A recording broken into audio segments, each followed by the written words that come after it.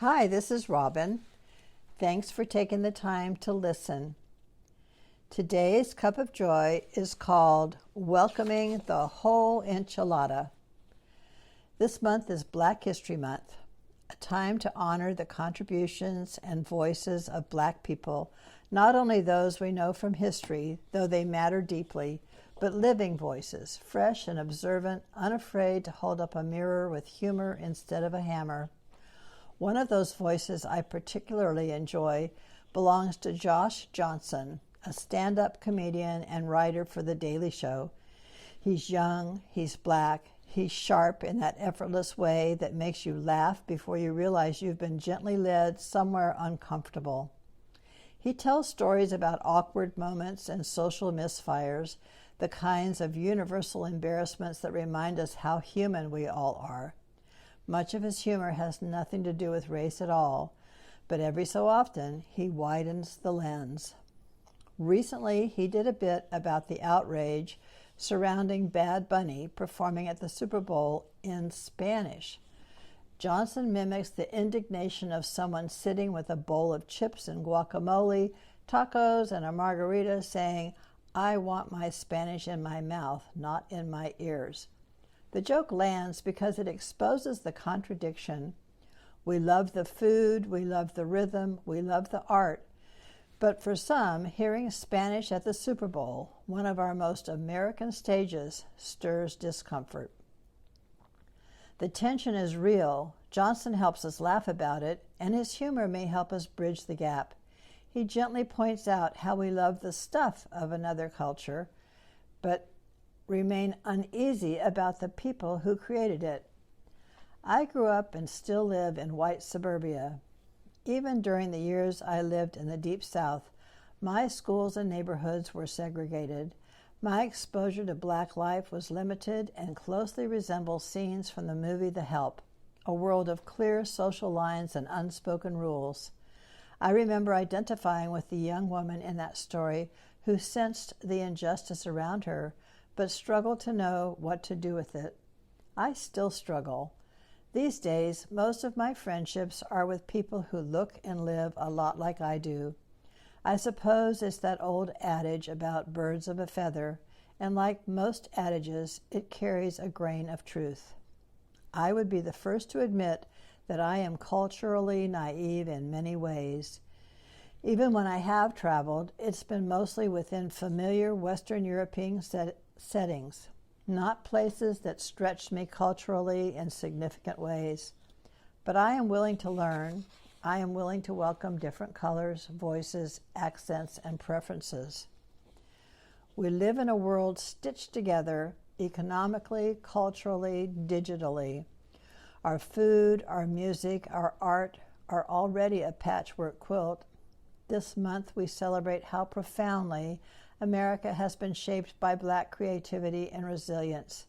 The dishes we enjoy from the South, gumbo, fried chicken, grits, and sweet potato pie, carry the imprint of enslaved Africans and their descendants, people whose humanity was denied even as their gifts were embraced. Jazz, born in New Orleans, grew from suffering intertwined with resilience. We celebrate these gifts enthusiastically.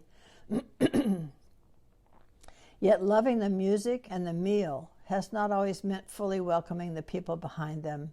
This pattern is not uniquely American. Across the globe, societies have absorbed the beauty, labor, and artistry of marginalized groups while resisting their presence or their power. We readily consume what others create, yet too often hesitate to fully honor and include the creators. And when fellow human beings are treated as problems instead of neighbors, something in me aches. I have seen over decades how progress is born of struggle. I remember the sit-ins for equal rights and the Vietnam War protests, seasons of tension and upheaval that, in time, reshaped our nation. I keep coming back to the question of why is it often easier for me, and perhaps for others, to love what a culture produces than to truly welcome the people themselves. It is one thing to enjoy the music, the food, the style. It is another to sit across from someone whose language or customs are unfamiliar and still feel at ease. That kind of encounter requires stretching, an openness to uncertainty, and a willingness to be changed by what we do not yet understand. It can feel unsettling. That tension makes me think of a film I truly enjoyed. Helen Mirren stars in The 100-Foot Journey, where two culinary traditions, French and Indian, face off across a street only 100 feet wide, yet worlds apart in suspicion and pride. Through proximity, shared meals, and a gradual recognition of common ground, the distance begins to close, each tradition ultimately enriching the other. The act of preparing and sharing a meal becomes a bridge to understanding. And yet, I realized something else about myself. I would welcome those kinds of conversations. I would welcome the chance to sit across from someone whose language or customs stretch me. But at this stage of my life, these opportunities do not land at my table. I no longer travel widely. My daily circles are familiar ones. Many of us live this way, staying within familiar routines and trusted circles. It's not usually malice that keeps us there, it's habit.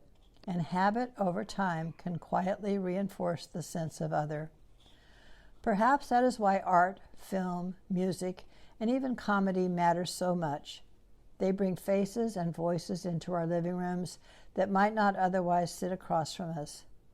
They give us a way to encounter difference without immediately retreating from it. They do not replace real relationships, but they can remind us that the person behind the language, the music, the meal, is not a label, but a human being. I'm still learning how to widen my circle, still learning how to appreciate difference without surrendering values that matter deeply to me, still listening to voices like Josh Johnson's that make me laugh and then gently challenge me to look closer. Perhaps that is where change takes root, choosing again and again to see the full humanity of those whose language, skin, or customs differ from my own. As Maya Angelou reminds us, when we know better, we do better. I hold a stubborn belief that love is patient and kind. Fear burns hot and fast, but love is steady and enduring. Yet love has outlasted the loudest voices of division and keeps refusing to give fear the final word. If something in today's cuppa stirred a thought or a memory, sparked a question, or simply made you want to reach out, I'd love to hear from you. My email is in the episode notes in your podcast app. You can find Josh Johnson on YouTube and a few other places. He's a great listen. So until next time,